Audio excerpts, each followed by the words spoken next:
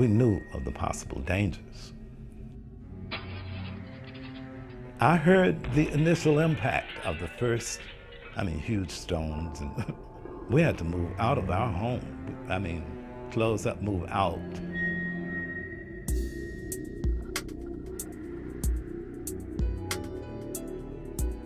We were thrown into a cell. I was frightened, but I didn't want to show it. But then the people were grabbing at us through the bars, the windows, and we had never seen anything like that before. We were spat upon, we were pushed, we were shoved, smoke blown over us, sitting at the counters and doing the picket lines, pushed out of line, people coming by saying terrible things. They mocked us, you know. They threw tear gas on purpose in my sister's face, and I was kicked twice by the police in my stomach. It was racist. Tallahassee was racist.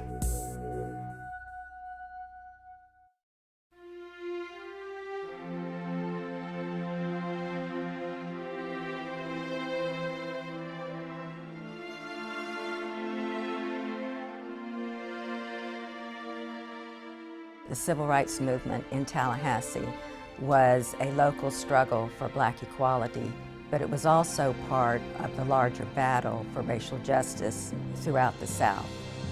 It was a very courageous stance for people who knew that, for me, I think they could feel that a change was coming, that this thing was bigger than themselves. This is the beginning. This is not the end.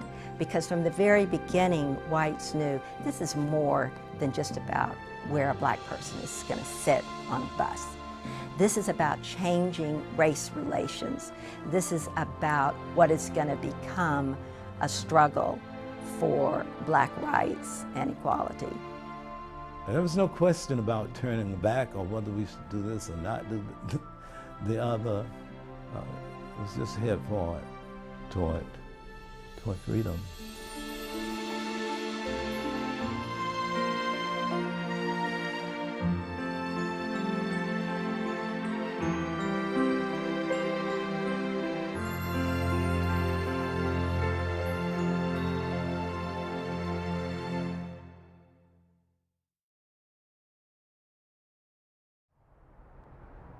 Welcome to Footsteps to Freedom. I'm Tina Dunbar.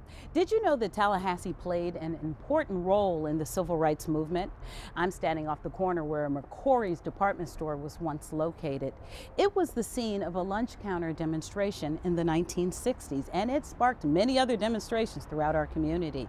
In fact, this very sidewalk holds the legacy for the heroic foot soldiers of the civil rights movement living right here in our community.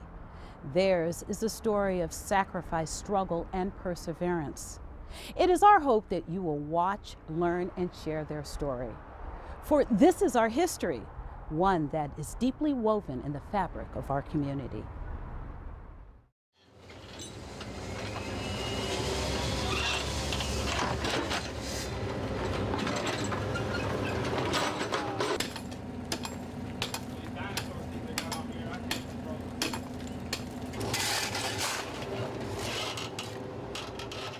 I think this project is the exact kind of project that Tallahassee should be doing more of.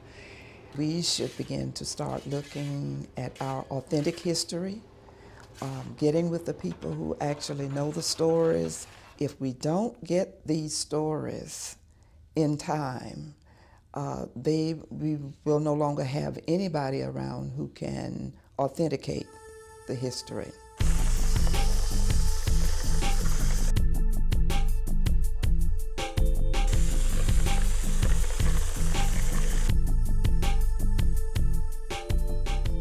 It began with a lot of planning, and the city came to us with an idea, and we made it a reality. This has got to be one of the largest scope projects we've ever encountered in my time here.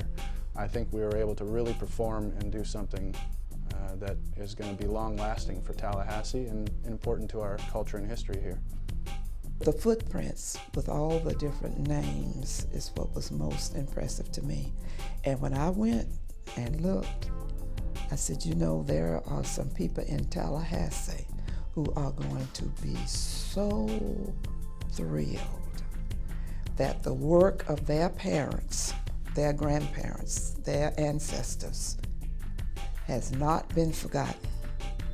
And that finally all of those days of fear and marching and protesting so that life could be better for all of us will finally be recognized in a very prominent way.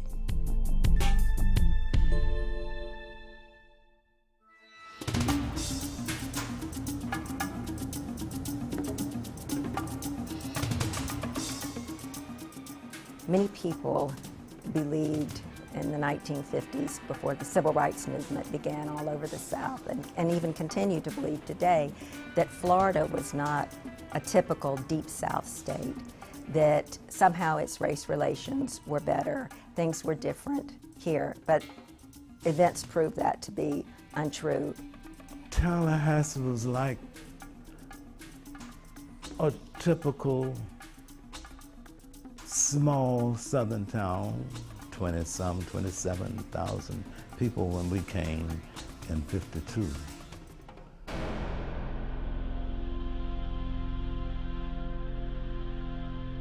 But it was racist.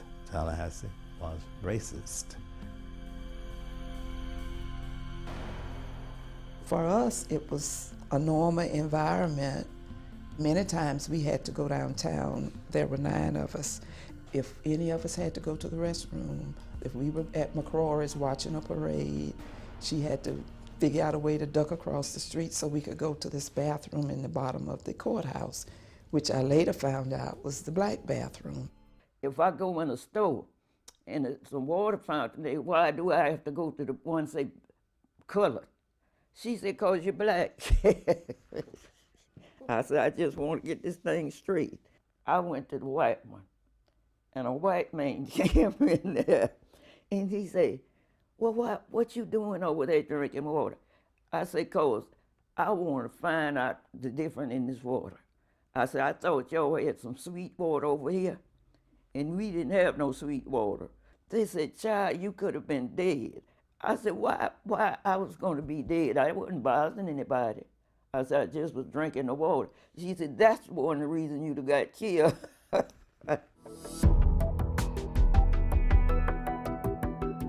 Tallahassee was very much a Deep South community.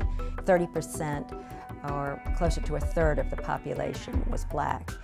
But the community was controlled by a tightly knit group of white businessmen, white politicians, and there was very little opportunity for blacks to step out of this rigidly segregated community.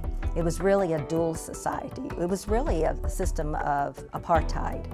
Every aspect of society was segregated. Well, in May 1956, this all changed when 2 black women students from Florida A&M University refused to give up their seat next to a white woman and moved to the rear of the bus.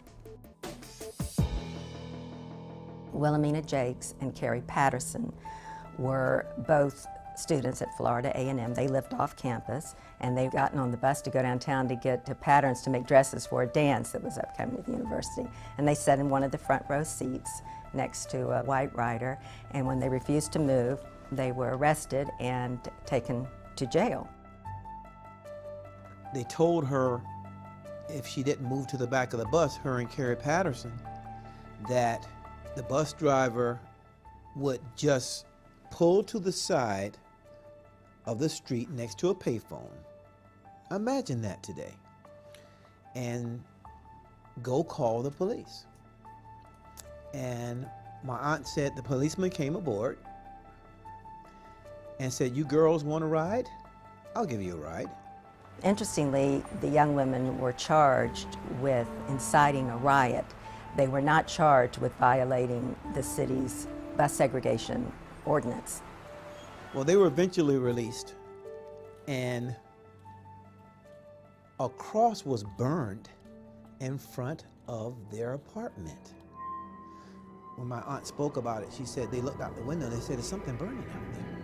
It's a cross." And I can only imagine the fear they must have felt if someone would come into your boundary, your space, on the property where you're living, in the heart of what was then the African American community, and take a cross out and plant it in the yard and light it, were people who were very dangerous. On Monday, 2 days after the young women were arrested, students at Florida A&M rallied together and decided that they would boycott the buses coming onto the campus. And so when buses were coming through the campus, they would stop and ask people to get off. So that's how the bus boycott began. It was a student-initiated boycott and the first activist protest in the civil rights movement in Tallahassee. These students, they were willing to risk their safety. Some of them didn't even understand the danger that they were in. Many of them were involved in the movement without their parents' knowledge. Parents thought that their kids were here in class, and they were on the picket lines.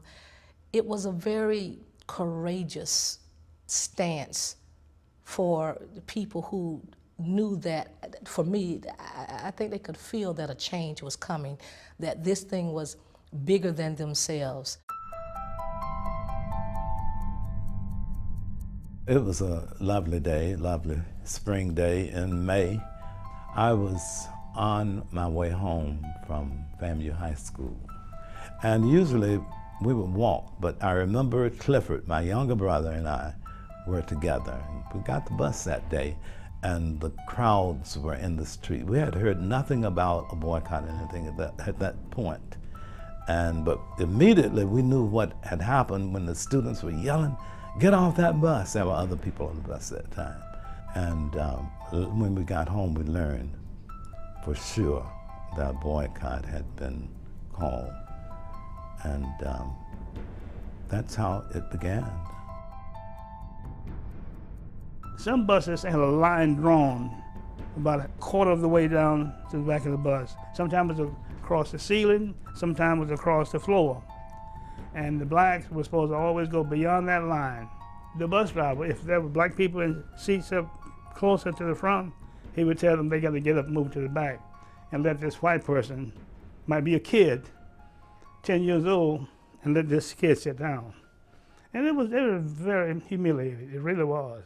And what was the most upsetting to blacks is when they boarded the bus in the predominantly black routes, they would often have to stand even though there was only one white person sitting in the 3-person seat or the 2-person seat at the front of the bus. There was a mass meeting and the black community voted to support the bus boycott. And one important thing that came out of that meeting was that they created a new organization, the Inter-Civic Council, the ICC, to lead the boycott.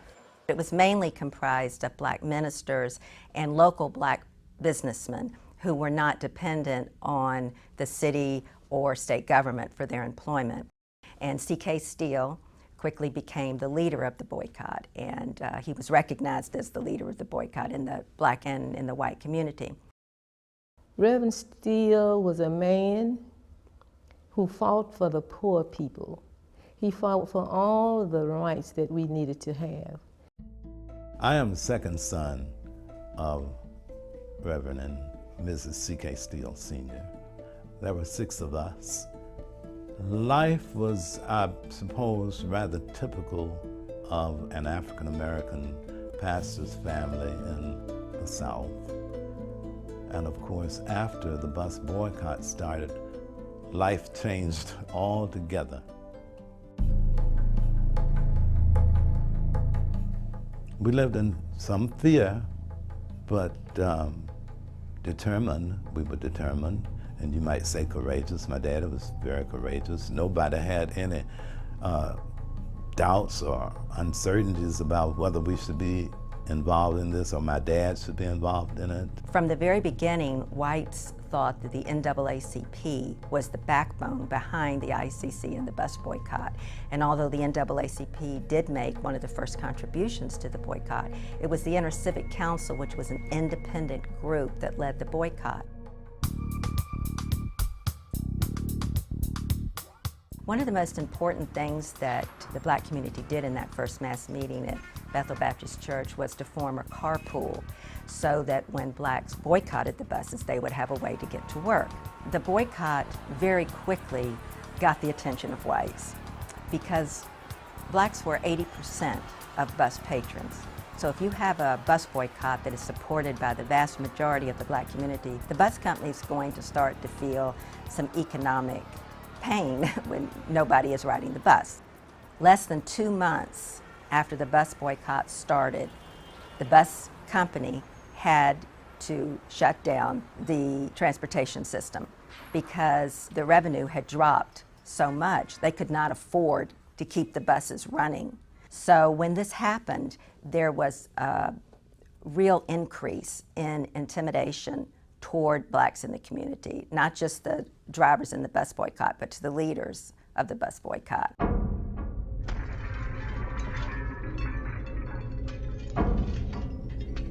We had to move out of our home. I mean, close up, move out. We were right there on the corner of Tennessee and Boulevard. At that time, it's Martin Luther King Boulevard now. We had to move out of the house because of attacks, late night attacks. The first one was loud hecklers coming by in cars, stopping and throwing bricks and stones through all the windows across the front of the house. I heard the initial impact of the first, huge stones and rocks coming through the house. First sound, I was up out of the bed and under the bed before I knew it. And then my mother was quickly gathering everybody together and getting us in the center of the house.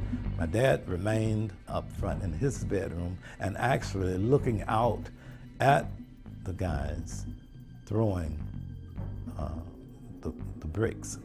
And the cross burning had that happen. And also gunshots. This wasn't just one incident. And it continued, so we felt it wasn't safe. Well, it wasn't safe for us to be there.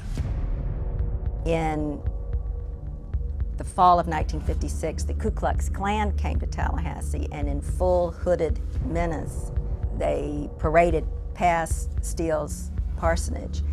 And blacks, instead of cowering in their home, had a huge prayer meeting and continued to support their leaders and continued to support the bus boycott. Many blacks who supported the bus boycott, cars were shot, insurance policies were canceled, people were threatened at work, but still the bus boycott continued. When I think about that time in the late 50s when my aunt, along with Carrie Patterson, decided that they would go to jail rather than move to the back of the bus. Those days were not days to be taken lightly, because that was taking your life in your hands. And that was risking your life. And I'll never forget my mother telling me years later, she said, well, my mother got a call from someone saying, we're going to kill you. And that's something we never dream of. Someone calling our phone and saying, we're going to kill you, okay? Or we're going to kill her. And you have to remember that while all this is going on in Tallahassee, the Montgomery bus boycott is still going on in Montgomery, Alabama. But when the Tallahassee bus boycott started in May 1956, the Montgomery bus boycott was only 5 months old. And there was absolutely no indication that the Montgomery bus boycott would succeed. Well, the city commission and other powerful whites were so intent on maintaining segregation on the buses that even after the federal court ruled that Montgomery's bus segregation laws were unconstitutional. This was in June of 1956. The City Commission refused to say that that applied to Tallahassee. And so the bus boycott continued. Finally, the United States Supreme Court ruled that Montgomery, Alabama's bus segregation laws were unconstitutional, and that all of Alabama's bus segregation laws were unconstitutional. C.K. Steele and a team of ministers got together and they boarded the buses and they sat toward the front of the bus and they rode around town. A couple of the ministers were asked to move and they didn't, and nothing happened. Well, the next day, the city arrested the head of the City Transit Bus Company for not enforcing the bus segregation ordinance. So you see that blacks had caused this division, had driven this wedge in the white community between the city government that was more intent on maintaining segregation at any cost, and between the bus company who was more concerned with not going out of business. So the ICC, the black community, decided, well, we're gonna have a big ride. We're gonna ask all blacks to come out and ride the bus. Well, when they got to the designated bus stops, large crowds, over 200 people of whites came out with bats, with bricks, with everything to try to keep the blacks from boarding the bus. So C.K. Steele called off that mass riding the buses and said, we're just going to continue on individual basis to ride the bus. There was a crowd of people there. There was a good 35 or 40 people there at the bus stop. I said, we have a good crowd, saying this to myself. But nobody got on the bus except me. When I got on the bus, I sat behind the driver, and the driver said, you're going to have to move to the back of the bus. I didn't argue with him, but I didn't say anything at all. In a few minutes, a photographer came up and snapped a picture. I didn't think that was so unusual. So the bus driver, I guess he was puzzled, very puzzled. So rather than him driving on off, he decided to reach up and turn the engine off. And we just sat there for about, I don't know, 5 or 10 minutes. I don't know exactly how long. What was going on, I did not know, because Reverend Steele and his other assistants had gotten death threats. If they would do that the next morning, that same morning, there'd be some lives killed. And they called it off. I did not get the word that they had called it off. So I'm the one that went and got on the bus. The violence against the bus boycotters became so intense that Governor Leroy Collins temporarily suspended bus service in January 1957.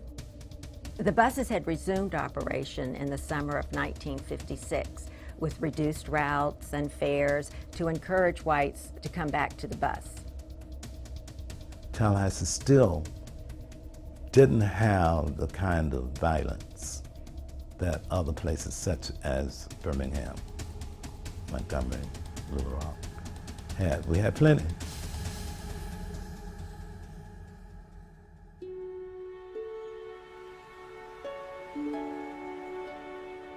After the United States Supreme Court in December had said that Alabama's bus segregation laws were illegal, the city rescinded the original segregation ordinance and decided to enact a new ordinance that would require that the bus drivers would seat bus patrons where they wanted. So if you got on the bus, you bought your ticket and you were told to sit in seat 6 or seat 4.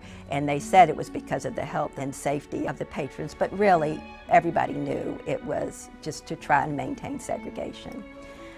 So by the spring of 1957, the whole city was just weary of this year-long bus boycott and what it had cost the city. And so without officially striking down their latest ordinance, they just quit enforcing that. And so blacks came back to the buses and rode in an integrated fashion.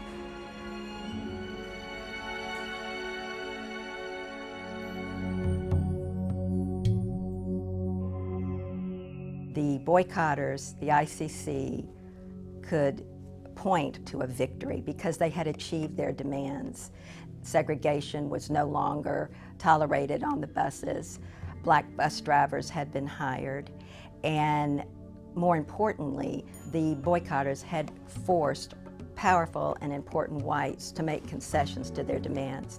So this was one battle that was won, but for the black community, it gave people hope and encouragement. And to the white community, it showed this is the beginning, this is not the end.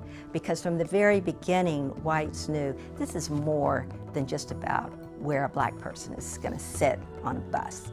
This is more than just if someone can sit in the front row and doesn't have to stand in the back or give up their seat to a white person.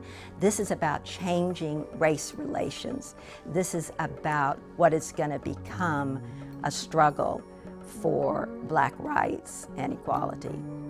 It was the second successful boycott of any in the country. In fact, it said, I heard my dad say Tallahassee was more successful in its boycott than Montgomery was. Just like Rosa Parks, she just got tired of doing what she had been doing, and that gave other people a little encouragement.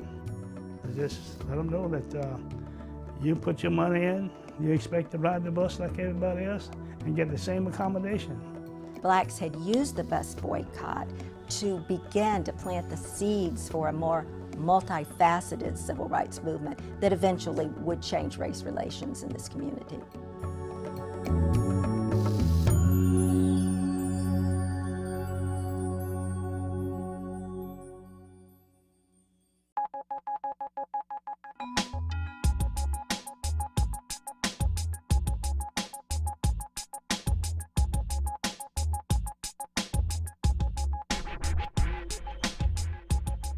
Well, the city of Tallahassee and Leon County, along with many citizens, recognized the need to memorialize the civil rights movement in Tallahassee.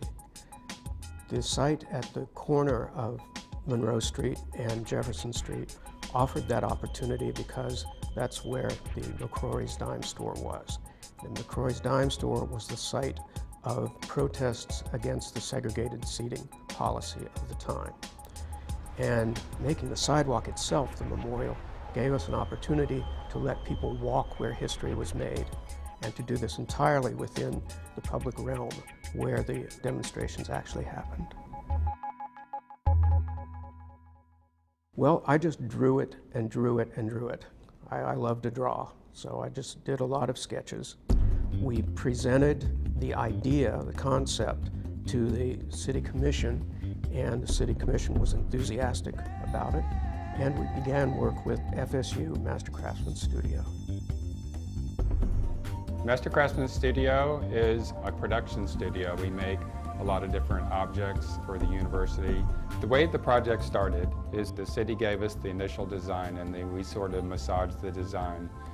This is a computer-generated plan that gives us a picture of what the final project will look like once it's installed downtown Tallahassee. And on each of these brass footprints are men and women's names who were prominent in the local civil rights movement.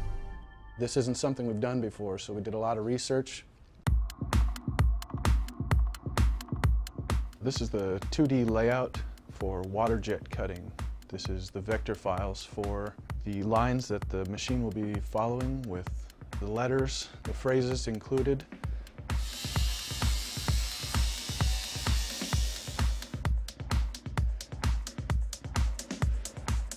So the way we cut the brass is put the sheet into the machine and we zero the machine to the corner of the brass. From there it will read the OMAX program and it will follow the lines that we have designated for it. The machine engages once I push play, and with the high pressure water and the garnet abrasive it's able to cut through the brass sheet almost like butter. So we use that program and cut our pattern for each of the feet and perfect letters. Then we'll be mixing up some aggregate and cement and putting it in the bucket here, add some water, some pigment, and we'll put it in the casting box for casting all the different sections.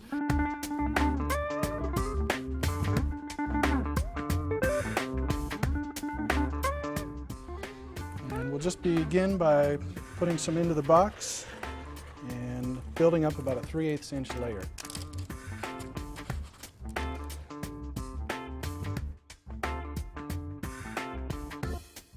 We will have backed this with 3 inches of concrete and put rebar and reinforcing lath through it. Once this is cured, then we can take it outside and flip the entire works over to expose the face of the concrete.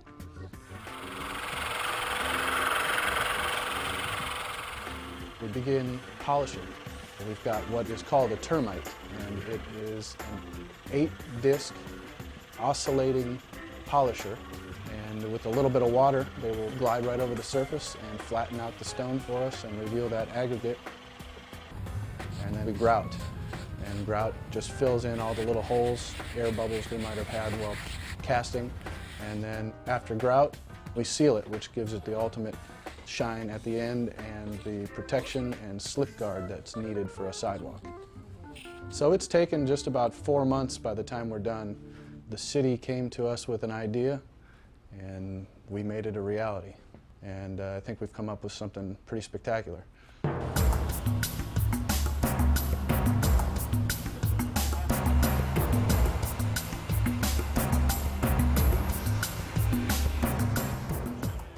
When I first saw the finished product going into place, that was one of the most exciting events of my life, honestly. To see those panels being placed into the sidewalks so carefully and so beautifully by the Public Works Department. It was a beautiful August day, it was very hot, but that was just magic. It's the kind of thing that an architect lives for. I'm very proud of the sidewalk, and every time I drive by it or walk by, I'm delighted to see somebody pointing at it, or taking a picture, or just pausing to read. That's the best part. That's the part which will last.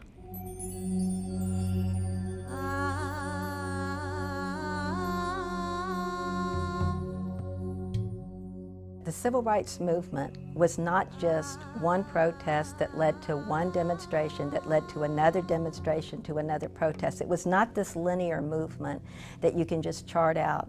After the bus boycott ended in 1957, there was no large demonstration or civil rights activity until 1960.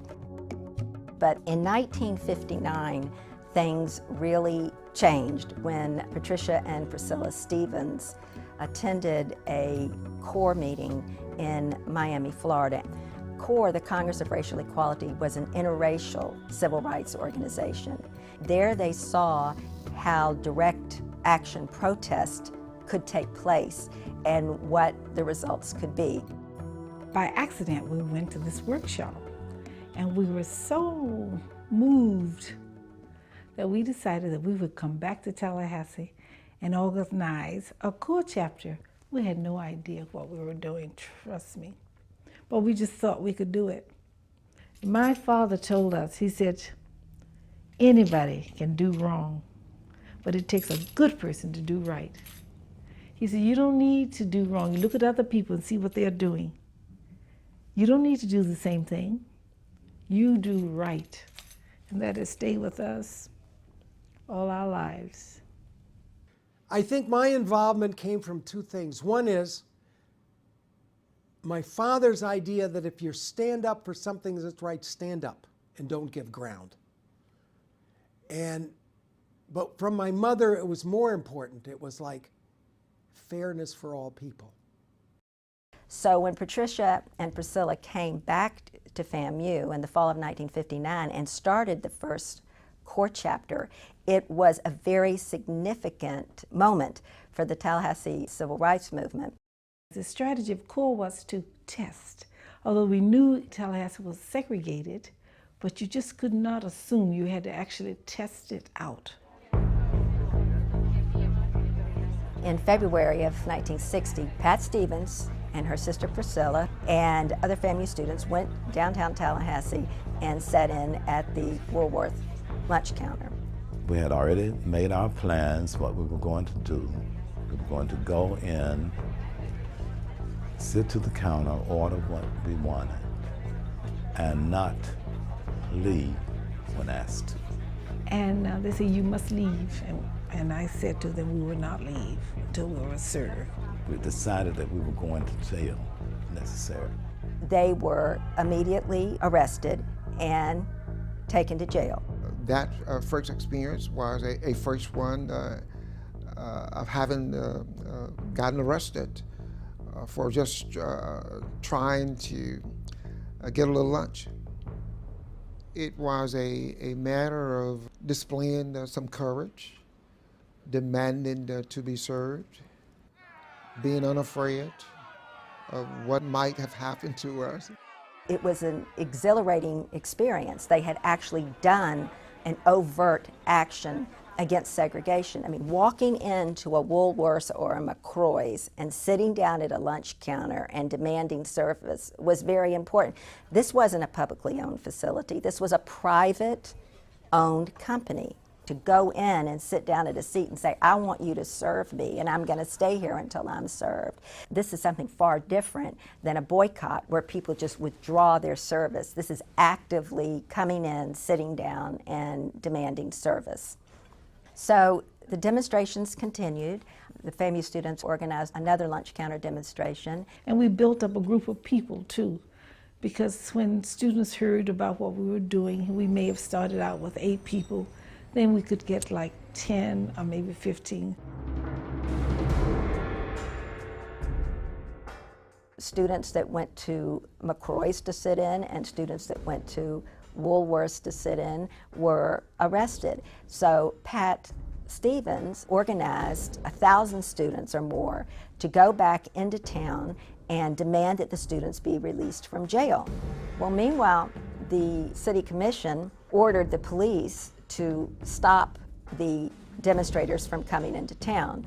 Whites were swarming in the middle of all this with tear gas flowing, hitting blacks, knocking down blacks. We were spat upon, we were pushed, we were shoved, smoke blown over us, sitting at the counters and doing the picket lines, pushed out of line, people coming by saying terrible things. Persons who were standing by, who harassed us. There was a struggle this particular occasion. Got my eyeglasses broken. They mocked us, you know. They threw tear gas on purpose in my sister's face. And it burned Pat's eyes so badly that for the rest of her life, she had to wear dark glasses. And I was kicked twice by the police in my stomach. Students were arrested and taken to jail, both black and white students.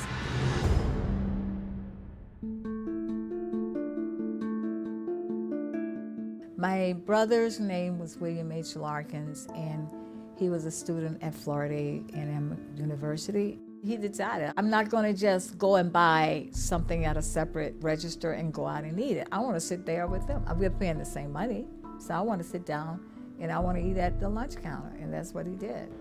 He spent 49 days in jail, and he refused bail because he felt that, you know, he was going to stay there until something happened.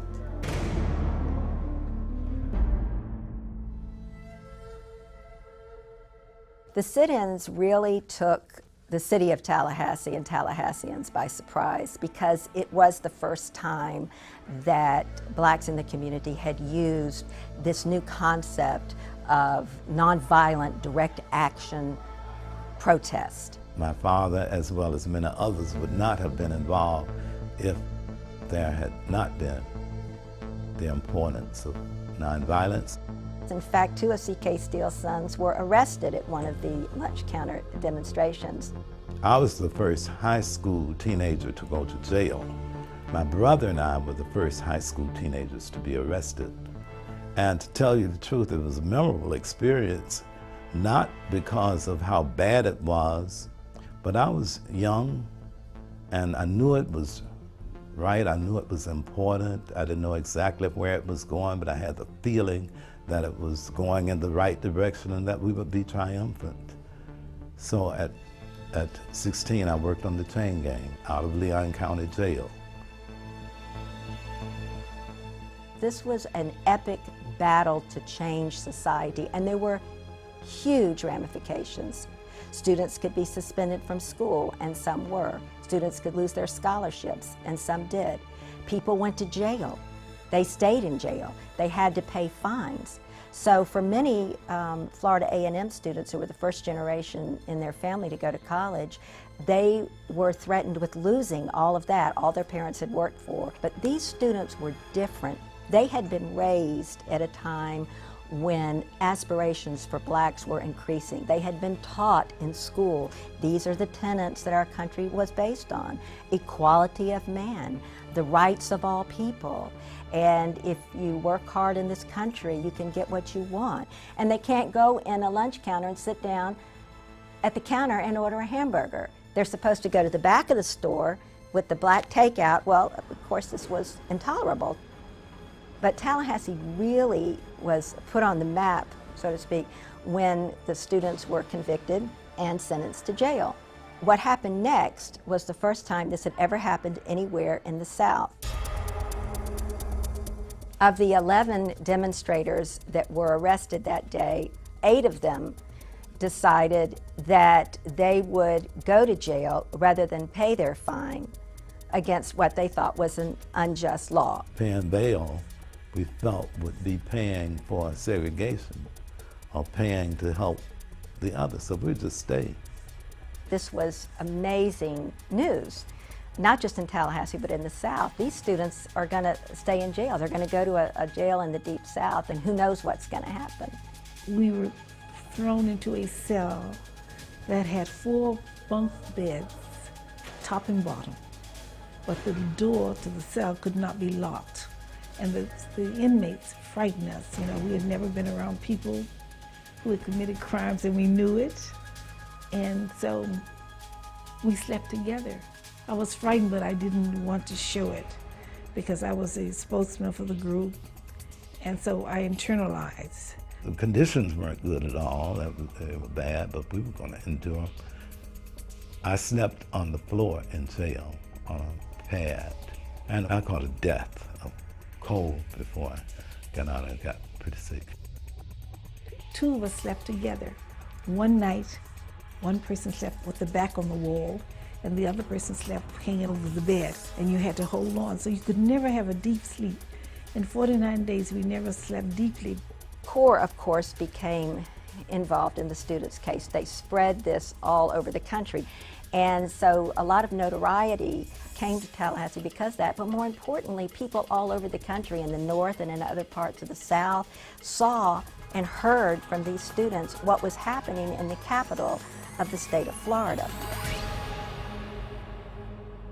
The fact that this movement held together, this sit-in movement and these demonstrations held together, is really remarkable. That it did not happen all over Florida. It did not happen all over the South. There might be 1 demonstration or 2 demonstrations, and then as soon as someone was suspended from school or someone served out a jail sentence, you know, it's so understandable to see why people would not risk this.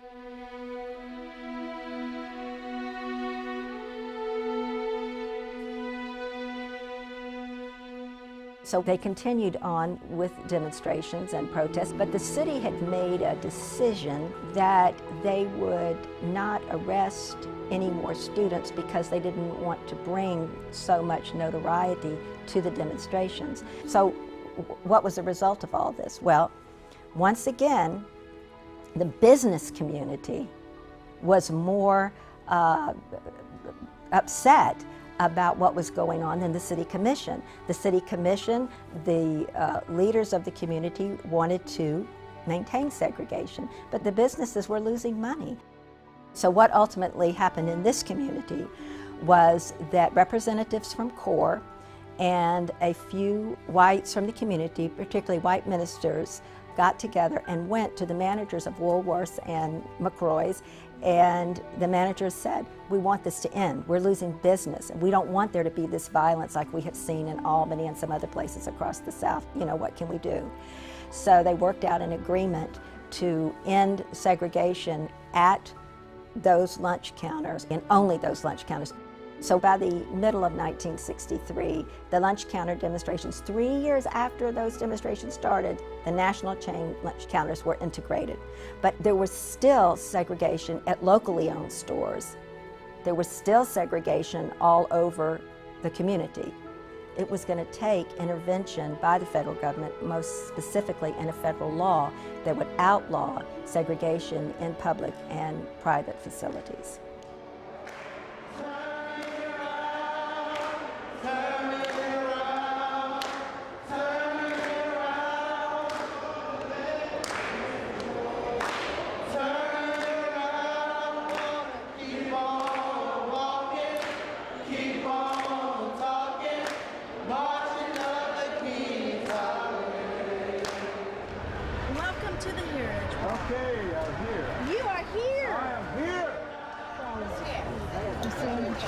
Yeah.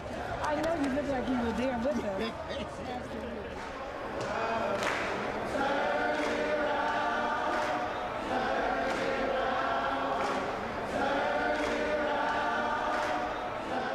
Good evening to all of you, and it's my pleasure to be here with you this evening as we celebrate an unveiling of the Leon County Civil Rights Heritage Sidewalk.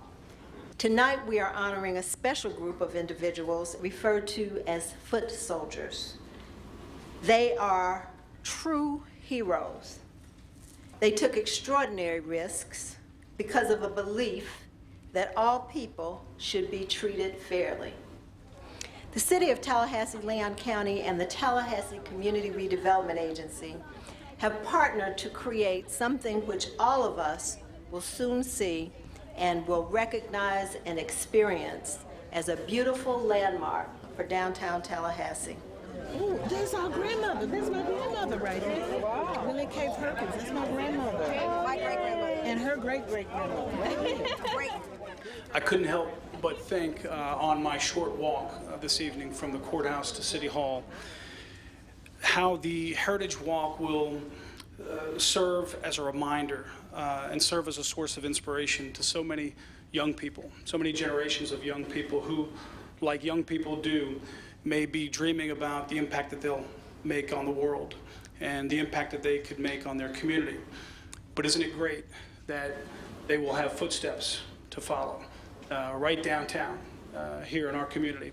Footsteps figuratively and footsteps literally. See, we went in that side door, and around the side door was a counter where we had to stand. We had to stand up there and eat at that counter. Yeah, you went in that door, and then the seated area was on the other side. So that's where you went and stood there. Not all warriors fought on foreign soil. Today, we are here to recognize, remember, and appreciate 58 individuals who fought for a noble cause here at home, a fight against oppression, inequality, and injustice. Each footstep, each name, each life in the monument that we will soon unveil epitomize human struggle and triumph. Today is a remembrance of 58 individuals who lived, led, and left a legacy. This is the occasion.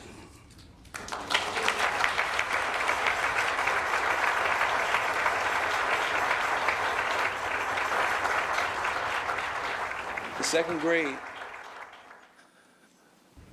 I first learned about the civil rights movement, and the assignment from my teacher that day was to go home and ask the oldest person in your family what it meant to them.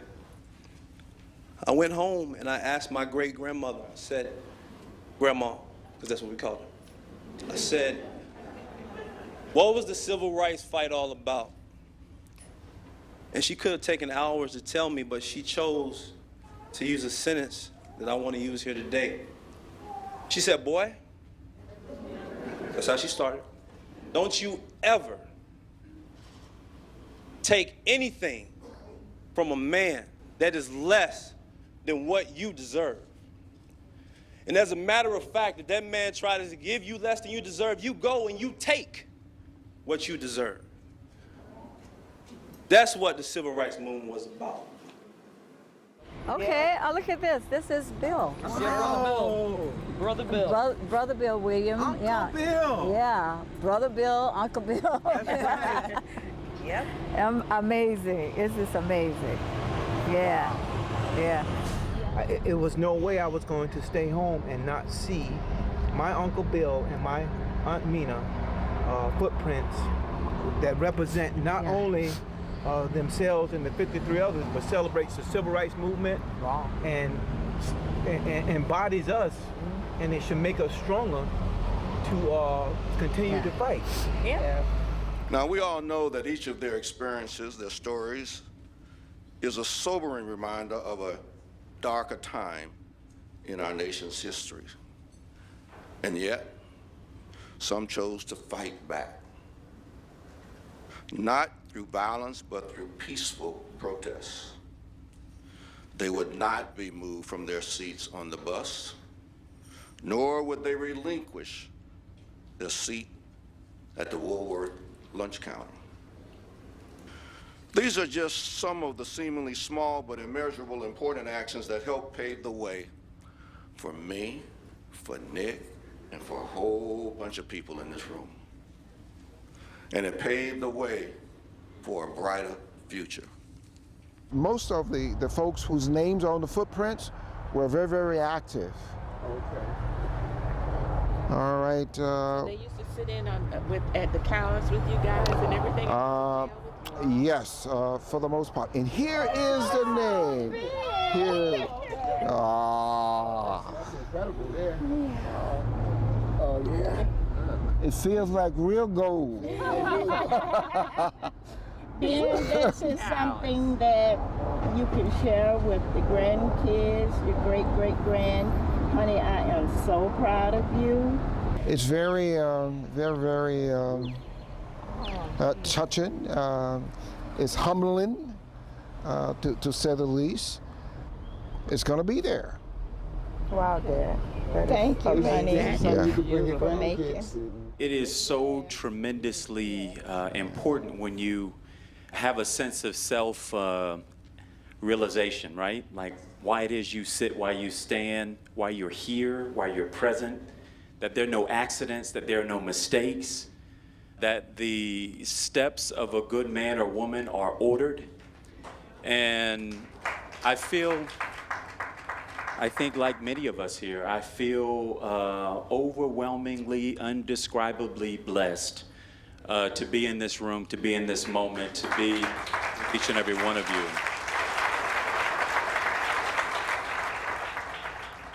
Isn't this sidewalk a great statement for who we are? Absolutely it is. This is what a capital city really looks like. This is the kind of commemoration that you go to the capital city of a state to see. And I'm just very proud of our community for this sidewalk. I just think about the young people who didn't live through the Civil Rights Movement, can see the blood, sweat, tears, and sacrifice that other people went through to make sure that we have freedom in America.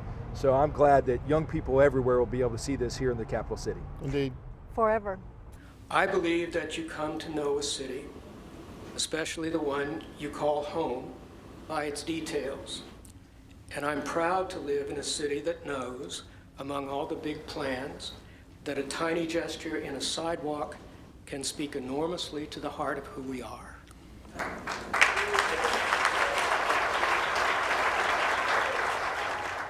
Yeah, this is me. This is you right here? Yeah, it's Yes, Priscilla Stevens.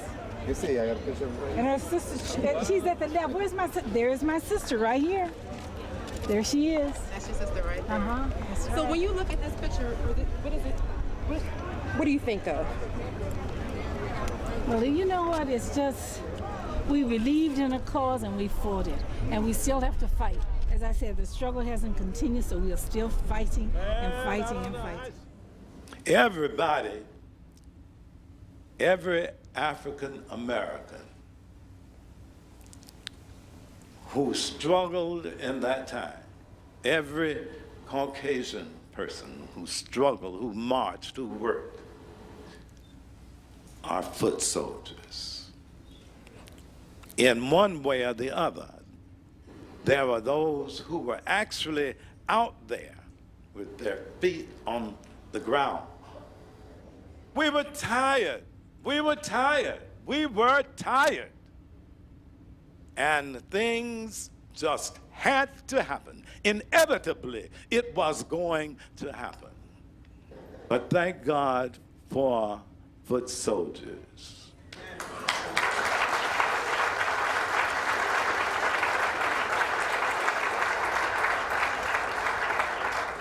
May I ask all of the foot soldiers and/or their representatives to kindly stand now and receive the applause from the audience.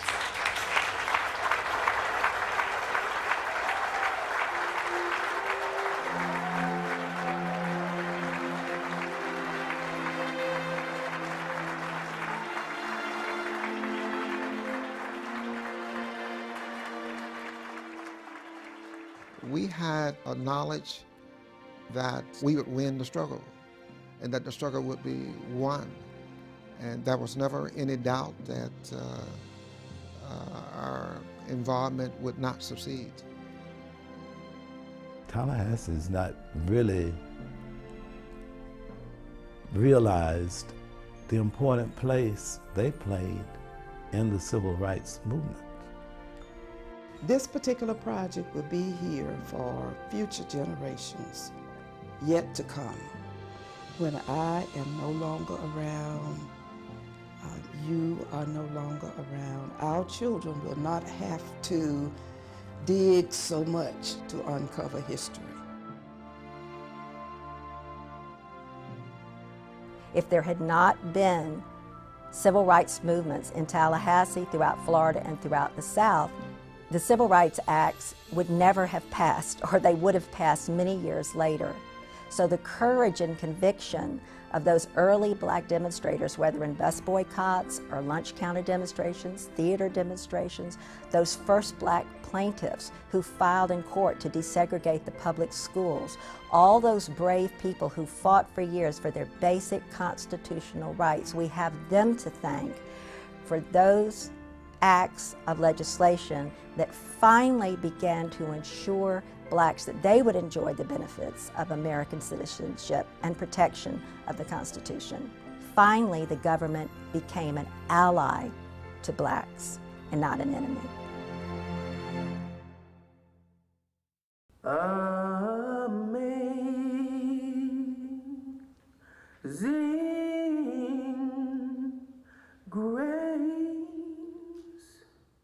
If I could say one thing about how we could commemorate and recognize and honor the foot soldiers, I would say as Americans, we need to learn to love each other more, to take care of each other more, to help each other more, to understand each other more, to come together more. That at least was part of what they wanted. Forgive everybody, love everybody, no matter what.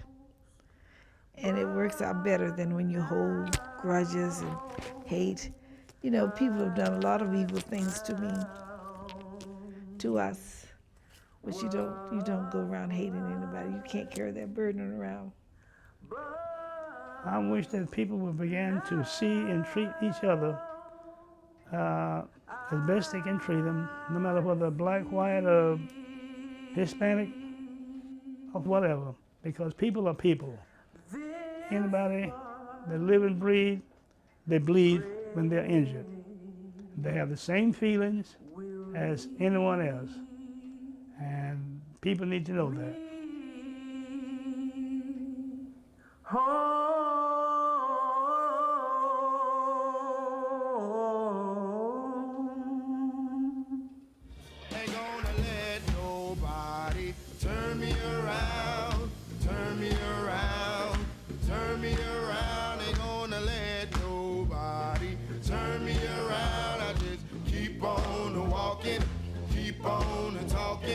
Marching on the freedom land.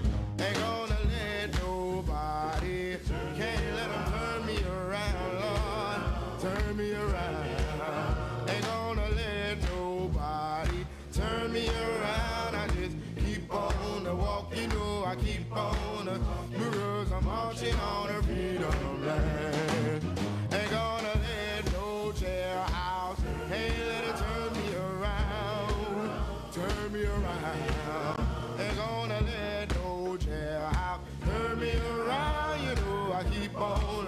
I just keep on, because I'm marching on the freedom land. I can't let segregation turn me around, turn me around. Ain't gonna let segregation turn me around. I just keep on walking, keep on talking, marching on the freedom land. Ain't gonna let nobody, can't let them turn me around, Lord, turn me around.